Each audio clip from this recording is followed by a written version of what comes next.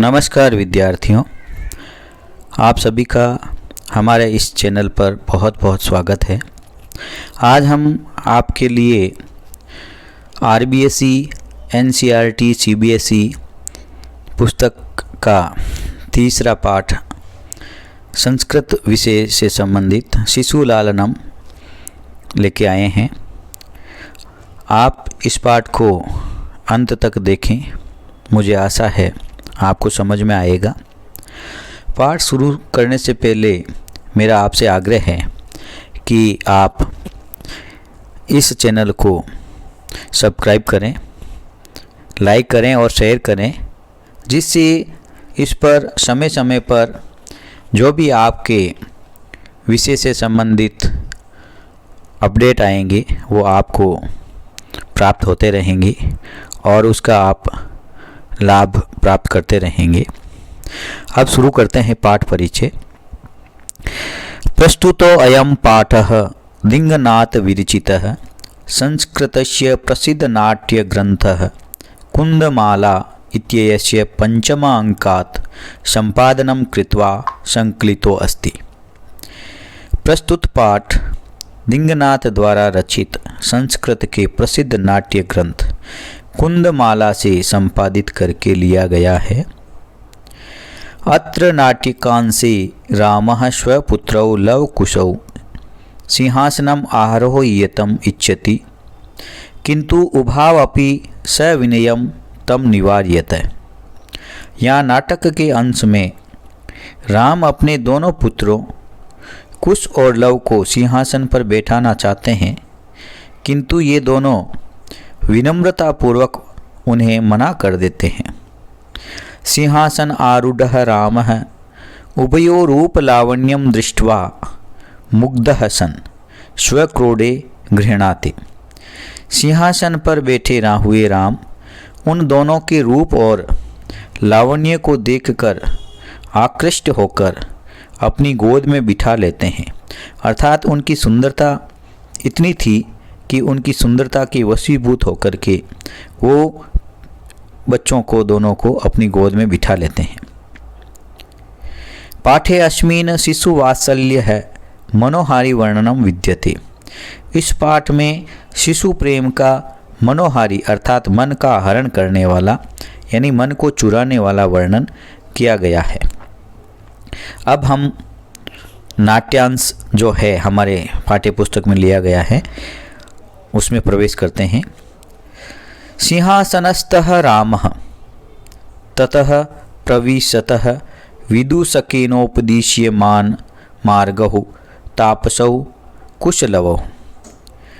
सिंहासन पर राम बैठे हैं और तब विदूषक के द्वारा बताए हुए मार्ग से तपस्वी वेश में कुश और लव है दोनों प्रवेश करते हैं। विदूषक है इतः आर्यो, आर्य यहाँ से अर्थात वो दोनों लव और कुश को मार्ग बताते हुए आगे आगे उनका मार्गदर्शन कर रहे हैं। लव कुशो रामम उपसृत्य प्रणम्यम च, राम के पास जाकर और प्रणाम करके अपि कुशलम महाराजस्य, क्या महाराज की कुशल है, अर्थात अभिवादन के बाद में वो महाराज राम से उनके हालचाल जानना चाहते हैं। तो राम कहते हैं युष्मद दर्शनात् कुशलम इव, आप तुम्हारे दर्शन से ही कुशल हूँ। भवतो किम वयम अत्र कुशल प्रश्नस्य भाजनम एव न पुनरतिथि जन समुचितस्य है कंठाश्लेष्य, क्या हम यहाँ आपके कुशल प्रश्न के ही पात्र हैं, अर्थात क्या आप हमारी केवल कुशलता पूछने के लिए ही यहाँ आए हैं, हम इसी योग्य हैं। अतिथि जन के सामने गले लगने के नहीं, आप हमारे अतिथि हैं, क्या आप हमारे गले नहीं लगेंगे, केवल आप कुशलता का प्रश्न ही पूछेंगे। परिष्वज्य है आलिंगन करके, अहो हृदय ग्राही स्पर्श है, अरे हृदय ग्राही स्पर्श है, अर्थात उनका आलिंगन करने के बाद में उनको बहुत ही आत्मक आनंद अनुभूति हुई। और आसनार्दम उपवेशयति, आदि आसन पर बैठाते हैं। उभौ राजासनम खल्वेतत् न युक्तम माशादितुम। दोनों कहते हैं, दोनों अर्थात लव और कुश, निश्चय ही ये राजा का आसन है और राजा के आसन पर बैठना उचित नहीं है। तो राम कहते हैं शव्यवधानम न चारित्र्य लोपाय तस्माद अंकः व्यवहितम मध्यस्यताम सिंहासनम। चरित्र लोप के लिए व्यवधान न हो इसलिए गोदी में बैठिए, सिंहासन बाधित है। आपके कहे अनुसार अगर आप सिंहासन पर नहीं बैठना चाहते हैं और अपने चरित्र का व्यवधान नहीं करना चाहते हैं तो आप हमारी गोद में बैठ जाइए। अंकम उपवेश्यति, उन दोनों को गोदी में बिठाते हैं।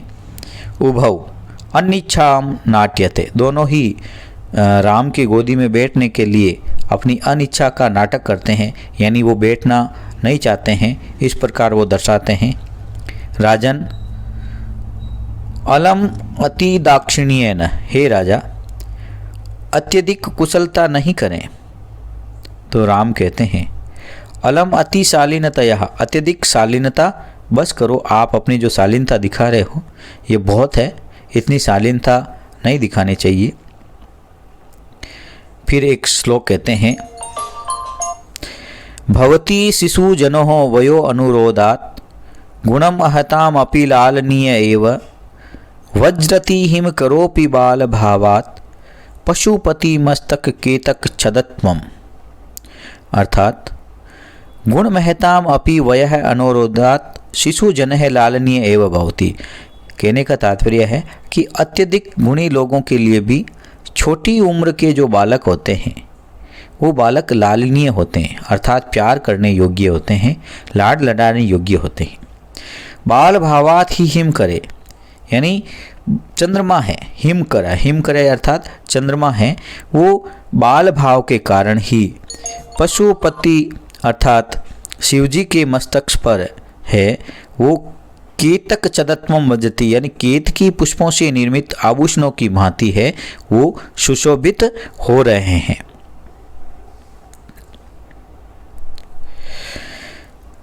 राम कहते हैं एषः भवतोः सौंदर्य अवलोक जनितेन कौतूहलेन पृच्छामि क्षत्रिय कुल पितामहयो सूर्यचंद्रयो को वा भवतोर्वंशस्य है कृतः।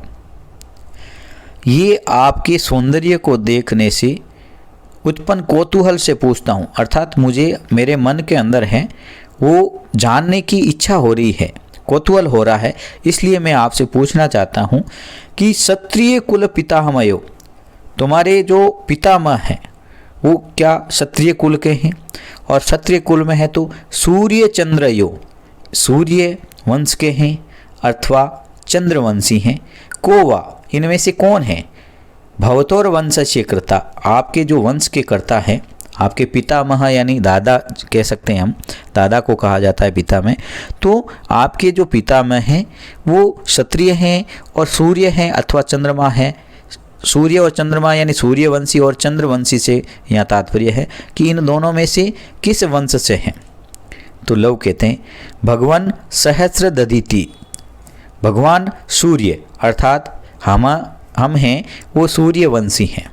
तो राम कहते हैं कथम अस्मत् समाना भी जनहो समृतो, कैसे हमारे समान कुल में उत्पन्न हुए, यानी श्री राम हैं वो भी सूर्यवंशी हैं, तो वो उनसे कहते हैं किस प्रकार हमारे ही समान कुल में आप उत्पन्न हुए हैं। विदूषक है किम द्वयोर अपिर एकमेव प्रतिवचनम, क्या दोनों का उत्तर एक ही है, अर्थात लव और कुश उन दोनों से कहा क्या तुम दोनों का दोनों ही सूर्यवंशी हैं, एक ही आपका उत्तर है। तो लव कहते हैं भ्रातार आवाहम सोदर्यो हो, हम दोनों हैं सगे भाई हैं, सोदर्यो अर्थात एक ही माँ के उदर से हमने जन्म लिया है और हम दोनों हैं वो सगे भाई हैं। तो राम कहते हैं समरूपः शरीर सन्निवेशः वयसस्तु न किंचिद अनंतरम। तुम दोनों हैं, वो शरीर की बनावट भी तुम्हारी समान है, रूप रंग कद काठी और आयु का तो कुछ अंतर नहीं है, अर्थात तुम्हारी आयु भी समान दिखाई दे रही है, तुम दोनों एक जैसे दिखाई दे रहे हो। तो लव कहता है आवाम यमलव, हम दोनों, यमल, यमल का अर्थ होता है जुड़वा, हम दोनों हैं वो जुड़वा हैं, अर्थात हम यमल हैं, हम दोनों भाई हैं। राम कहते हैं संप्रति ही युज्यते किम नाम ध्येयम। अब ठीक है, क्या नाम है तुम्हारे, अर्थात तुम दोनों के जो नाम हैं वो क्या है। तो लव कहता आर्यस्य वंदनायाम लव इत्यात्मनम श्राव्यामि कुसुम निर्दिश्य है आर्यो अपि गुरुचरण वंदनायाम। तो लव कहता है आर्य की वंदना में लव ऐसा स्वयं को सुनता हूँ, अर्थात मेरा नाम है, जो मेरे साथ में रहने वाले हैं उनके द्वारा मुझे लव नाम से पुकारा जाता है और मैं मेरे बारे में लव नाम है उसके बारे में सुनता हूँ। और कुश को निर्देश करके गुरुचरण वंदना में कुश कहता है अहम अपि कुशः इत्यात्मनम श्रावयामि, और मैं भी हैं कुश ऐसा स्वयं को सुनता हूँ, अर्थात मेरे साथियों के द्वारा कुश नाम से मैं पुकारा जाता हूँ। राम अहो उदारतम्यः समुदुच्चारः किम नाम ध्येयो भवतोर गुरु। अरे अत्यंत सुंदर शिष्टाचार हैं, आपके गुरु का क्या नाम है। तो लव कहता है ननु भगवान वाल्मीकि, निश्चय ही हमारे गुरु का नाम भगवान वाल्मीकि है। तो राम आगे पूछते हैं केन संबंधेन, यानी वो आपके गुरु हैं तो किस संबंध के द्वारा वो आपके गुरु हैं। तो लव कहता है उपनयन उपदेशेन, अर्थात हमारे उपनयन की दीक्षा के कारण, यानी हमारा जो उपनयन संस्कार है वो वाल्मीकि द्वारा किया गया है, इस कारण इस संबंध से वो हमारे गुरु हैं। आगे राम कहते हैं अहम अत्र भवतो जनकम नाम तो वेदितुम इच्छामि, मैं यहाँ आपके पिता का नाम जानना चाहता हूँ। तो लव कहता है न ही जानाम्यस्य नामधेयम न कश्चिद अस्मिन् तपोवने तस्य नाम व्यवहरयति। इनका नाम नहीं जानता हूँ, अर्थात मैं अपने पिता का नाम है वो नहीं जानता हूँ, और इस तपोवन में कोई भी उनका नाम का व्यवहार नहीं लेता है, अर्थात हमारे पिता का, इस तपोवन में रहने वाले जितने भी तपस्वी हैं मेरे पिता के नाम का उच्चारण नहीं करते हैं। रामः अहो महात्म्यम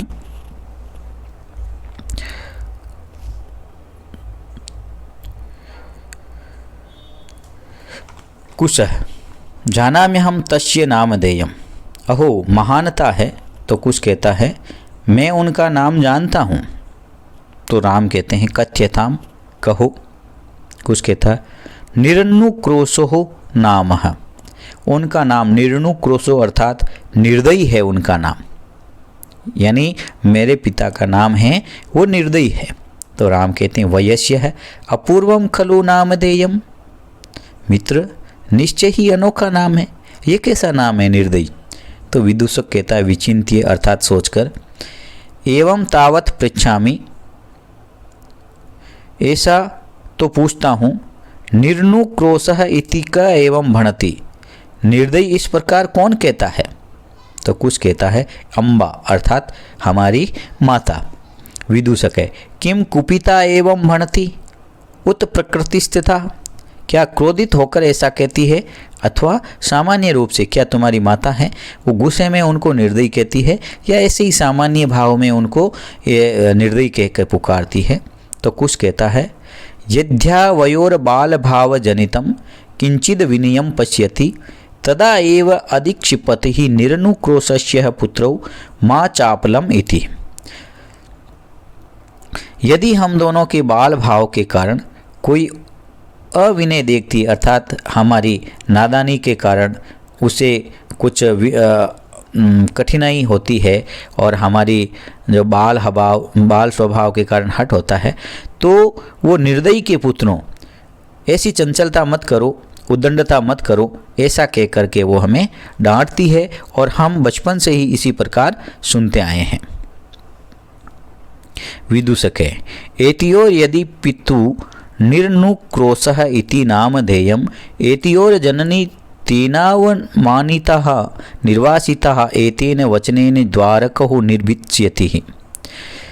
यदि इन दोनों के पिता का नाम निर्दयी है तो इनकी माता उनके पिता के द्वारा अपमानित होकर के निर्वासित हुई होगी। अर्थात निर्वासित का मतलब होते हैं कि उसको निकाल दिया गया होगा, इसलिए ऐसे वचनों से वो अपने दोनों पुत्रों को डांटती है। तो राम कहते हैं स्वगतम, अपने मन में विचार करते हैं। धिंग मामेव भूतम सा तपस्विनी मत कृतेन अपराधेन स्वापत्यमेव मन्युगर्भैरक्षितैर्निर्भित्स्यति। अर्थात इस प्रकार मुझे धिक्कार है, वे तपस्विनी मेरे लिए अपराध से अपनी संतान को ऐसे क्रोध भरे वचनों से धमकाती है, अर्थात गुस्से में धमकाती है। सवाष्पम अवलोकयति, और राम के जो नेत्र हैं वो आंसुओं से भर जाते हैं। राम अति दीर्घ प्रवासो अयम दारुणश्च है, ये प्रवास है वो अत्यधिक लंबा है और दारुण अर्थात कठोर भी है। विदूषकम अवलोक्य है जानांतिकम, विदूषक को देख करके संकेत से उनको कहते हैं। कुतूहलेन आविष्टो हो मात्र मनयोर नाम तो वेदितुम इच्छामि, उत्सुकतावश इनकी माता का नाम जानना चाहता हूँ कि इनकी माँ का क्या नाम है। न युक्तम च स्त्रीगतम अनुयोक्तम विशेषतः तपोवने तत्को अत्राभ्युपाय। कौतूहलवश मैं इनकी माँ का नाम जानना चाहता हूँ। आगे वो कहते हैं कि स्त्रियों के विषय में उनका नाम जानना उचित नहीं है, और विशेषकर उन स्त्रियों के बारे में जो तपोवन में रहती है, जो तपस्या करती है। तो यहाँ क्या उपाय है वो मन ही मन इशारों में विदूषक से कहते हैं। तो विदूषक कहता है जानांतिकम, इशारे से ही कहता है। अहम पुनः पृच्छामि, मैं फिर से पूछता हूँ। प्रकाशम, प्रकट रूप में वो उनसे पूछता है। किम नाम धेया युवयोर जननी, तुम दोनों की माता का क्या नाम है। तो लव कहता है तस्या द्वे नामनी, उनके दो नाम हैं। विदूषक है कथम इमम, उनके दो नाम हैं, ऐसा कैसा, यानी ऐसा किस लिए है कि उनके दो नाम हैं। कथम इदम, ऐसा किस लिए है कि उनका दो नाम है। तो लव कहता है तपोवनवासिनो देवी इति नामम आह्वयन्ति भगवान वाल्मीकिर वधुरीति। तो विदूषक से कहता है लव कि तपोवनवासी उनको देवी नाम से पुकारते हैं, और भगवान वाल्मीकि हैं उनको वधु अर्थात बहू के नाम से पुकारते हैं। अर्थात वाल्मीकि उसको वधु कहते हैं, और बाकी जो तपोवनवासी है उनको देवी के नाम से पुकारते हैं। राम अपि च इतस्तावद् वयस्य मुहूर्त मात्रम, और इधर से भी मित्र क्षण भर के लिए। विदूषक उपसृत्य है आज्ञाप्यतु, भगवान पास जाकर कहते हैं आज्ञा दीजिए भगवान। तो राम कहते हैं अपि कुमारियोर अन्यो अस्माकं च सर्वतः समरूपः कुटुंब वृत्तांतम, क्या इन दोनों कुमारों का और हमारे परिवार का वृत्तांत अर्थात कथा है वो सर्वथा एक जैसा है। अर्थात जैसा मेरे साथ हुआ है, मैंने मेरी पत्नी को गर्भ अवस्था में उसको त्याग दिया था और वो जंगल में चली गई, मेरी कथा और इन दोनों बालकों की कथा में एक जैसी समानता है। नेपथ्य अर्थात पर्दे के पीछे से। यति वेला संजाता रामायण गानस्य है नियोगः किमर्थम न विधीयते, इतना समय हो गया है, रामायण गान का कार्य क्यों नहीं किया गया। उभौ दोनों, राजन हे राजन, उपाध्याय दूतो अस्मान त्वरयति, उपाध्याय अर्थात गुरुओं के जो दूत है वो हमें जल्दी कर रहा है, अर्थात हमें जल्दी वहाँ जाने के लिए कह रहे हैं। तो राम कहते हैं मयापि सम्माननीय एव मुनि नियोग है, मेरे द्वारा भी मुनि का जो कार्य है वो आदरणीय है। तथा ही क्योंकि भवन्तो गायन्तो कविरपि पुराणो व्रतनिधिर गिराम संदर्भोऽयं प्रथम अवतीर्णो वसुमतीं कथा चेयं श्लाघ्यः सररिहुनाभस्य नियतं पुनाति श्रोतारं रमयति च सोऽयं परिक्रह। अर्थात भवन्तो गायन्तो पुराणः व्रतनिधि कवि अपि वसुमती प्रथमम अवतीर्ण। आप दोनों, भवन्तो यानी आप दोनों कौन? कुश और लव। गायन्तो यानी गाने वाले हैं। तपोनिधि पुराण मुनि वाल्मीकि कवि है, और तपोनिधि जो पुराणिक कवि हैं वो वाल्मीकि हैं। वो वसुमती प्रथमम अवतीर्ण, इस धरती पर पहली बार अवतरित स्फुटवाणी का ये संदर्भ काव्य है जो उन्होंने रामायण काव्य लिखा है, उसके बारे में बताया गया है। और ये प्रशंसनीय कथा कमल नाभि विष्णु से संबंधित है। जो उनकी ये कथा है वो गिरामयम संदर्भः सररिहुनाभस्य चयम श्लाघ्य कथा, ये कथा है वो कमल नाभि विष्णु से संबंधित है। स च अयम परिक्रह नियतम श्रोतारे पुनाति रमयति च, और यह पारिवारिक जन निश्चय ही श्रोताओं को पवित्र और आनंदित करने वाला है। वयस्य अपूर्वो अयम मानवानाहं सरस्वत्या अवतारः तदहं सुहृद जन साधारणं श्रोतुम इच्छामि। हे मित्र, ये मनुष्यों का सरस्वती का अवतार अपूर्व है, तो मैं मित्रों और जनसाधारण को सुनना चाहता हूँ। सन्निधीयन्तां सभासदः प्रेष्यताम् अस्मदनन्तिकं सौमित्रिः अहम अपि एतत् यो निश्चित आसन परिखेदं विहरणं कृत्वा अपनयामि। सभासद सभी समीप आओ और लक्ष्मण को हमारे पास भेज दो। मैं भी इन दोनों का लंबे समय से दुख को दूर करके लाता हूँ।